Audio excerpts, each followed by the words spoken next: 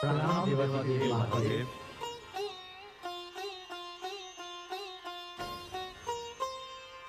प्रणाम सप्तऋषिगण, आइए पधारिए। प्रभु, आपने हमें यहाँ क्यों बुलाया है? हे ऋषिगण, लोकाचार बहुत महत्वपूर्ण होता है। आप कृपया मेरी ओर से हिमाचल राज से मिलें और उनसे निवेदन करें कि वे मुझे अपना जामाता बनाने का सौभाग्य प्राप्त करें। देवाधिदेव, आपने तो माता भगवती को स्वीकार कर लिया है और माता भगवती भी अपनी इच्छा व्यक्त कर चुकी हैं, किंतु लोकाचार तो करना ही पड़ेगा ना। देवी भगवती जितनी जल्दी कैलाश पर आए उतना ही अच्छा है। कैलाश की वह शोभा शीघ्र कैलाश पर आए, यही हमारी कामना है प्रभु। हे सप्तऋषिगण, इस लोकाचार की विधि को पूर्ण करने के लिए आप सप्तऋषियों से अधिक श्रेष्ठ और कौन हो सकता है। शत्रुओं से पराजित देवताओं ने मुझसे संतान की याचना की है, अतः अब मैं आप लोगों से निवेदन करता हूं कि आप हिमाचल राज के पास जाकर मेरे और देवी पार्वती के विवाह का प्रस्ताव रखें। जैसा आपका आदेश प्रभु। अब हम चलते हैं। इस बार आप लोग जो उचित समझे हमारी ओर से भेंट लेते जाइएगा। अवश्य प्रभु।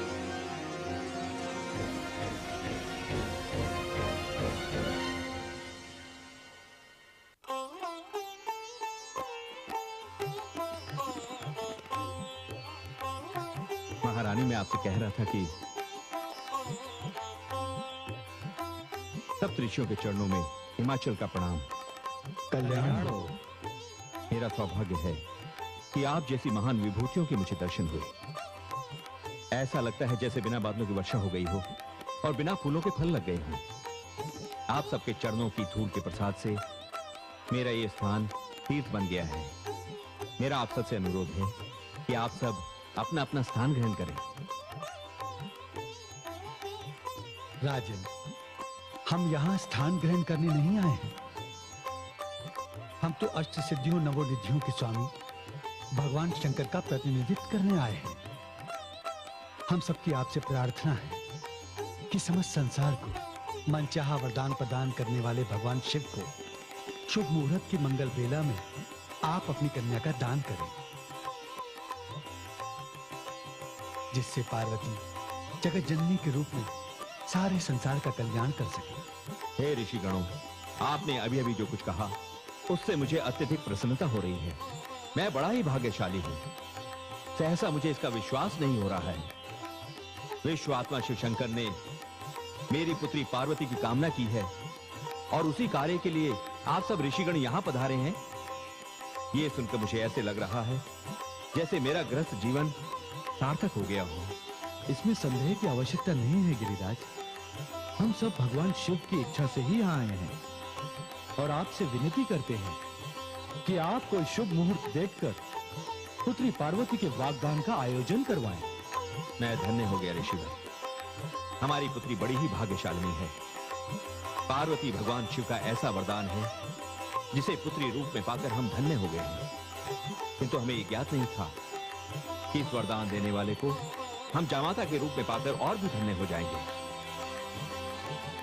महारानी तो इतनी प्रसन्न हो गई हैं कि अपनी कोई प्रतिक्रिया ही व्यक्त नहीं कर पा रही हैं। तो महाराज, इसे हम आपकी स्वीकृति, आपका वचन मान लें? हाँ हाँ, मान लें, अवश्य मान लें ऋषिवर। मैं तो धन्य हो गया ऋषिवर। मैं कोई शुभ मुहूर्त देखकर पुत्री पार्वती के वागदान का शगुन लेकर शीघ्र ही कैलाश पहुंचूंगा। तो अब आज्ञा दीजिए राजन। अवश्य ऋषिगण। महामंत्री जी। जी महाराज। सब ऋषियों का अभिनंदन किया जाए। इनकी महिमा के अनुरूप इनकी विदाई का श्रेष्ठतम प्रबंध किया जाए। जो आज्ञा महाराज। आइए ऋषिवर, चलिए। आइए। प्रणाम ऋषिवर।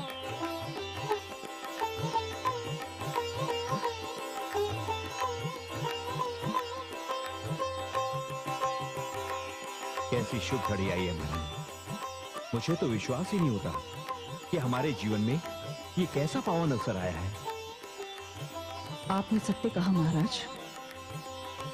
विश्वास ही नहीं होता कि आप ऐसा अवसर लाने में इतनी शीघ्रता करेंगे। क्या बात है महारानी, आप मेरे इस निर्णय से प्रसन्न नहीं हैं? सत्य है स्वामी। क्या कहा महारानी? देवादिदेव महादेव विश्व के पूज्य हैं और हमारे आराध्य भी। हमारी पुत्री पार्वती उनकी जीवन संगिनी बनकर कैलाश जाएगी। हमारे जीवन का इससे बड़ा सौभाग्य और क्या हो सकता है महारानी? महाराज, आराध्य होना और बात है तथा जमाता होना और बात, और कन्या का पति होना और बात है महाराज। महारानी, हाँ महाराज, आपने देखा है मेरी पुत्री को हिम की वर्षा में खुले आकाश तले हिमालय के प्रांगण में तप करते हुए? आपने वो हिम की बौछार नहीं देखी। आपने शरीर को तीर की तरह बेधने वाली उस शीतल वायु पर ध्यान नहीं दिया जो मेरी पुत्री के भाग्य में है। महारानी, आपकी इन सारी बातों का तात्पर्य क्या है? आपको क्या लगता है कि शिव जैसा दूल्हा दूसरे दूल्हों की हाट में बैठा हुआ मिलेगा, जहां आप अपने वैभव का प्रदर्शन कर अपने लिए अपना मन चाहा जामाता ढूंढ लेंगी? नहीं महारानी, मुझे आपकी इस प्रतिक्रिया से अत्यधिक कष्ट पहुंचा है। ये कहते हुए मुझे खेद हो रहा है। आपको खेद हो रहा है, किंतु मुझे दूसरी चिंता सता रही है। जब जब शिव रूठेंगे तो क्या हमारी पुत्री को हिम के झंझावात में तप करना पड़ेगा? पति चाहे कैसा भी हो, कम से कम क्रोधी तो ना हो। महारानी, आप अपनी सीमा का उल्लंघन कर रही हैं। आप हमारे आराध्य महादेव शिव का अपमान कर रही हैं। ध्यान रहे महारानी, मैं यहां दक्ष और उनकी पुत्री गौरी का इतिहास कदापि नहीं दोहराने दूंगा, कदापि नहीं।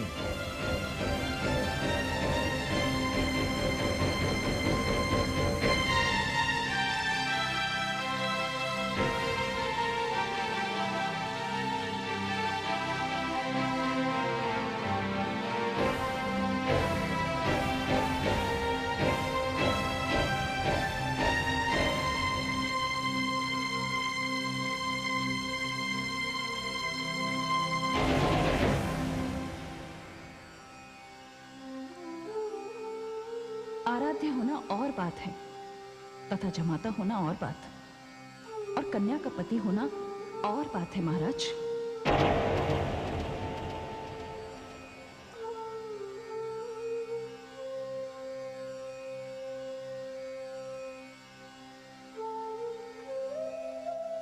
जब जब शिव रूठेंगे तो क्या हमारी पुत्री को हिम के झंझावात में तप करना पड़ेगा? पति चाहे कैसा भी हो, कम से कम क्रोधी तो ना हो।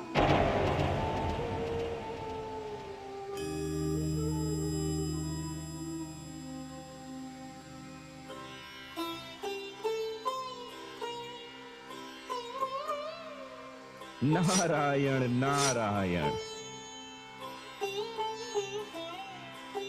प्रणाम देवर्षि। आयुष्मती भव। ये क्या पुत्री, आज इतनी प्रसन्नता का दिन है कि मैं फूला नहीं समा रहा हूँ। सप्तऋषिगण भगवान शिव से जाकर मिल चुके हैं और उन्हें समाचार भी दे चुके हैं कि आपके पिताश्री ने उन्हें जामाता बनाना स्वीकार कर लिया है। ये समाचार हम सब के लिए बहुत आनंदपूर्वक है। आपके जन्म जन्म की साथ पूर्ण हो गई और आप यहाँ उदास बैठी हैं। देवर्षि, आप नहीं जानते, इसे आप मेरा भाग्य कहिए या प्रारब्ध, इतिहास अपने आप को एक बार फिर दोहराने जा रहा है। क्या? हाँ देवर्षि, इतनी साधना और इतने कठोर तप के पश्चात क्या फिर से मुझे भगवान देवादिदेव का विरह सहन करना पड़ेगा? अर्थात पूर्व जन्म में जो विरोध पिता श्री दक्ष द्वारा प्रकट किया गया था, इस जन्म में उनका स्थान माता श्री लेने जा रही हैं।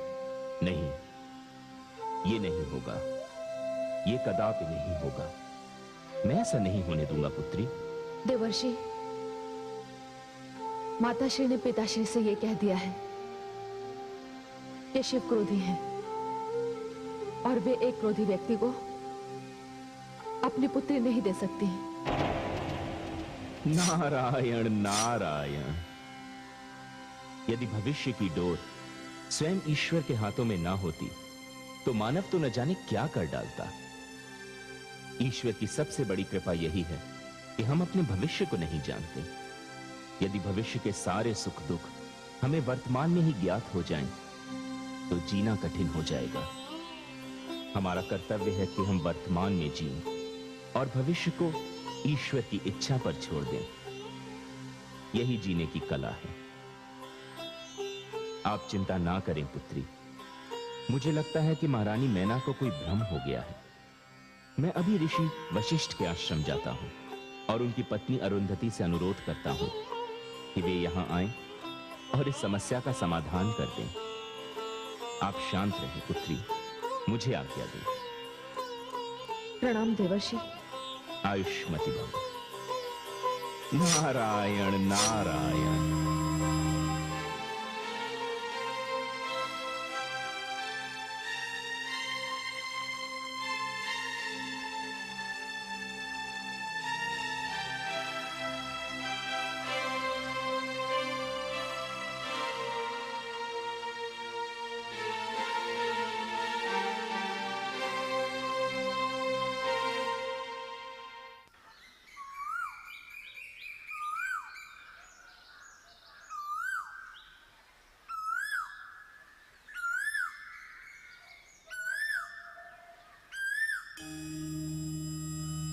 नारायण नारायण। आओ देवर्षि नारद, उचित समय पर आए। मैं अल्पाहार करने ही जा रहा था। आप अल्पाहार करें, मैं तो केवल भाभी श्री देवी अरुंधति के दर्शन करना चाहता हूं। प्रणाम देवर्षि। प्रणाम भाभी श्री। मंगल हो। क्या बात है, बहुत दिनों पश्चात आपके दर्शन हुए। फल ग्रहण कीजिए। नहीं भाभी श्री, जब तक मेरी समस्या का समाधान नहीं हो जाता मैं कुछ भी ग्रहण करने की स्थिति में नहीं हूं। भाभी श्री, मैं आपके पास एक सहायता के लिए आया हूं। मेरी सहायता? भला मुझ जैसी एक साधारण सी स्त्री आपकी क्या सहायता कर सकती है? नारायण नारायण। भाभी श्री, सारा संसार एक आदर्श नारी के रूप में आपकी पूजा करता है। आप स्वयं एक नक्षत्र हैं। आपका स्थान तो इतना ऊंचा है कि धरती के लोग जब विवाह बंधन में बंधते हैं तो वधु को अरुंधति नक्षत्र के दर्शन कराए जाते हैं। और वो इसलिए क्योंकि आप दृढ़ निश्चय, नियम और संयम की मूर्ति हैं। आप एक विदुषी हैं। भाभी श्री, आप देवी मैना का ये भ्रम दूर कर दें ताकि पुत्री पार्वती का भगवान शिव के साथ विवाह संभव हो। ये क्या कह रहे हैं देवर्षि? हम स्वयं भगवान शिव की ओर से विवाह का प्रस्ताव लेकर गिरिराज के पास गए थे और उन्होंने इसे स्वीकार भी कर लिया था। इसी की सूचना भगवान शिव को देकर हम कल संध्या ही कैलाश से लौटे हैं। हाँ भ्राताश्री, परंतु स्थितियां न जाने कब बदल गईं, पता ही नहीं चला। अब तो महारानी मैना ये हट किए बैठी हैं कि वे भगवान शिव के साथ अपनी कन्या का विवाह नहीं होने देंगी।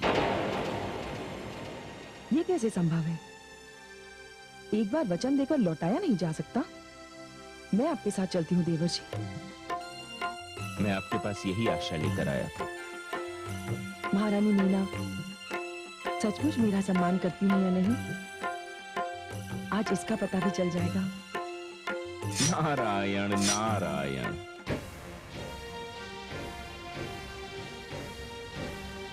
महारानी, महारानी, महारानी, महारानी। अरे, हमारी पुत्री तो यहां बैठी है। क्या बात है पुत्री? तुम यहां बैठी और उधर तुम्हारी सारी सखियां बाहर उद्यान में तुम्हारी प्रतीक्षा कर रही हैं। जाओ पुत्री। नहीं पिताश्री, मेरी कहीं भी जाने की इच्छा नहीं होती है। पुत्री पार्वती, तू अपनी माताश्री के कारण अपना मन छोटा ना कर। मैं तुम्हारा वागदान देवादिदेव भगवान शिव के साथ कर चुका। कहा किया आपने वागदान? कुछ भी तो नहीं हुआ। पिताश्री, कन्या पक्ष की ओर से वर को शगुन भेजा जाता है। मैं उसी की तैयारियां करके तो आ रहा हूं पुत्री, किंतु मैं ये चाह रहा था कि तुम्हारी माताश्री उन सामग्री का एक बार निरीक्षण कर लें। कहां है वे? पिताश्री, वे आपसे रुष्ट हैं। वे एक कोप भवन में हैं। अच्छा, मैं उन्हें देखता हूं पुत्री, किंतु तू प्रसन्न रहे, ये शगुन जाएगा और इसी मुहूर्त में जाएगा। किंतु माताश्री। पुत्री, तुम्हारी माताश्री तुमसे अत्यधिक स्नेह करती हैं, इसीलिए वो इस विवाह का विरोध कर रही हैं। किंतु तू चिंता ना कर, सब ठीक हो जाएगा। नारायण नारायण। देवर्षि नारद,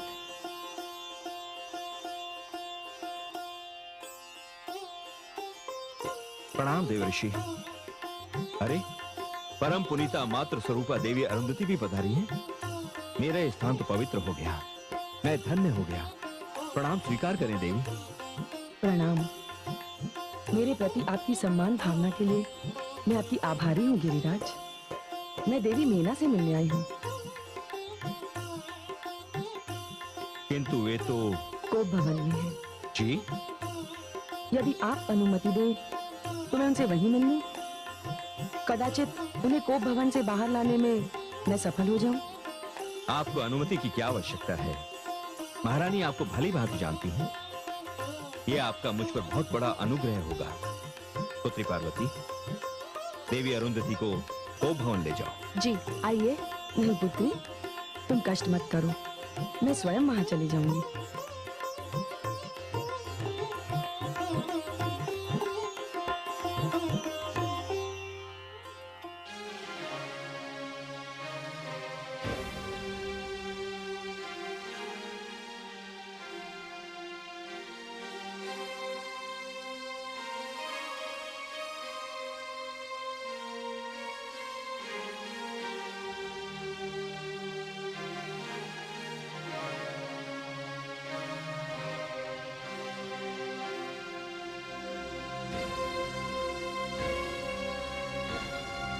महारानी मीना। गुरुपति,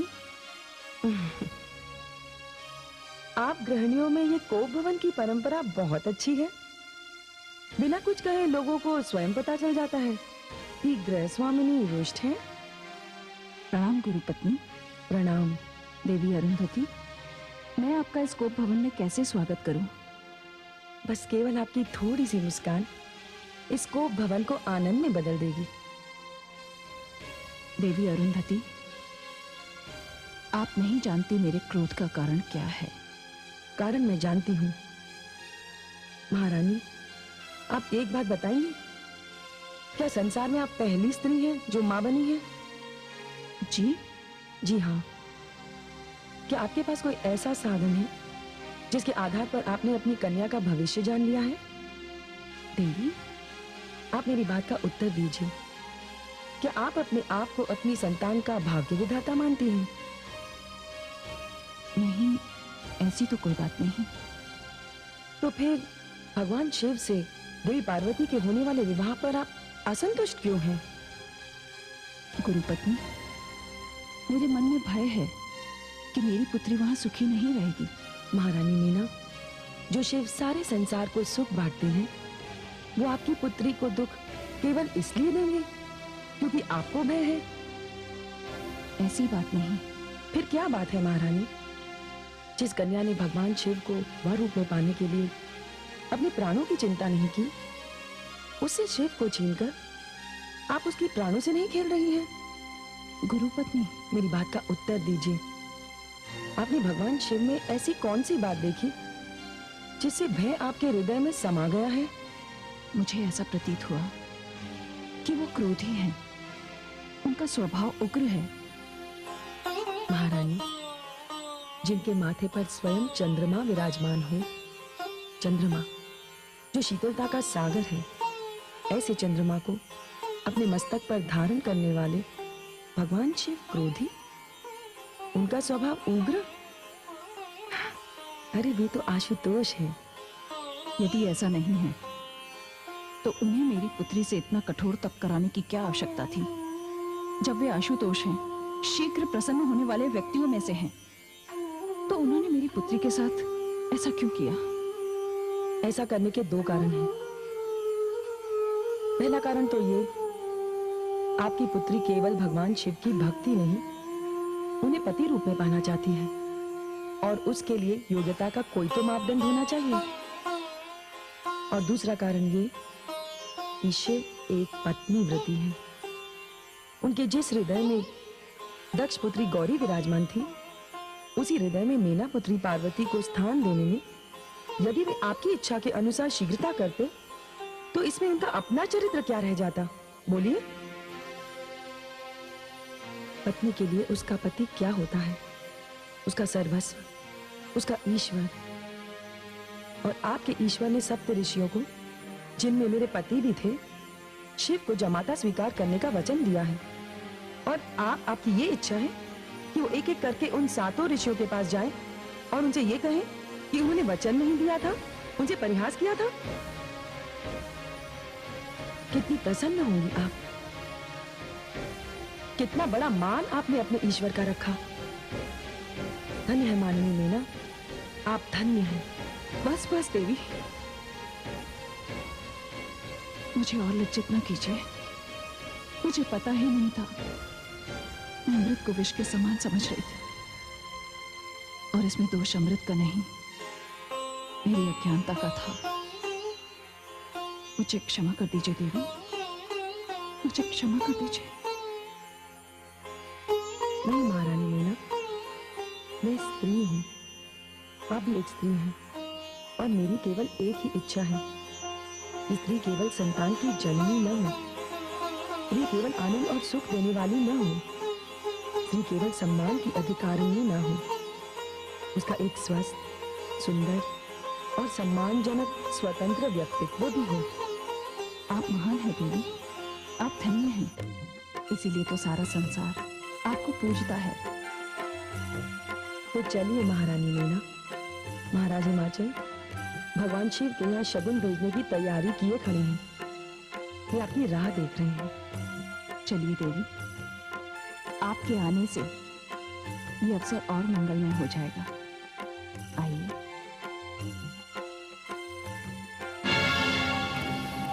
ऋषि पत्नी अरुंधति की सीख से हिमाचल पत्नी मैना बदल जाए, संभव है।